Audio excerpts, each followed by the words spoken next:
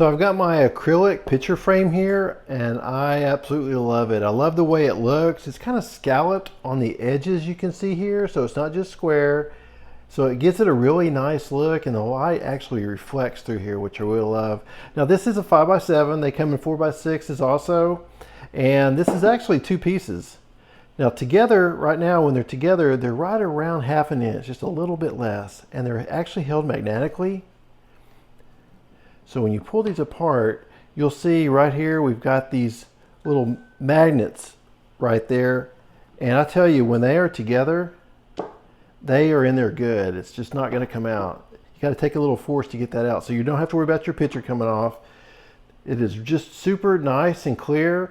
Now it does come with a little polishing cloth here. Of course, if you get any fingerprints, you're just going to go ahead and just take it off like that. And then I've got a picture right here. We'll go ahead and put this on here. This is actually covering the magnets, which is no problem whatsoever. So when I lay it down there, here you go, and look at it. I love this. I love this picture here, and in this acrylic frame, it looks so much better than a regular frame.